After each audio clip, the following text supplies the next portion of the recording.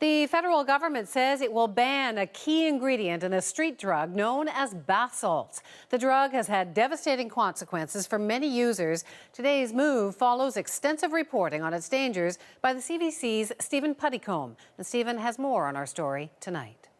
We owe it to our children and our communities to remove these serious health threats as quickly as we possibly can. The federal health minister said enough is enough when it comes to the potentially deadly drug known as bath salts. It may look like the stuff you put in your tub, but that's where the resemblance ends. Bath salts can have devastating effects on the body, including kidney failure, psychosis, and even death. It gave this user violent ideas. He agreed to be interviewed only if we protected his identity. Where I felt like I wanted to kill me or I wanted to kill somebody else. Ottawa intends to add the drug's key ingredient, MDPV, to the Controlled Drugs and Substances Act, placing it in the same category as heroin and cocaine. This is the first step at knocking out the supply. We're going to still see these cases here. We may see more cases than we've been seeing just because we know it's already out there. In fact, Dr. Fahrenholtz Hospital saw 18 patients high on bath salts in the past 10 days.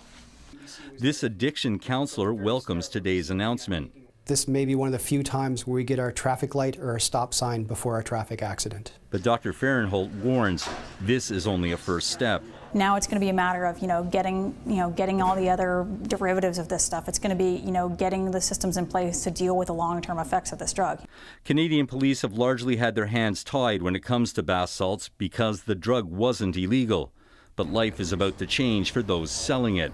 They're certainly on notice that we have the tools to get out there now and do our job effectively. The ban on bath salt's key ingredient could be in place as early as September. Usually the process to ban a drug in Canada takes up to a year or two. Stephen Puttycombe, CBC News, New Glasgow, Nova Scotia.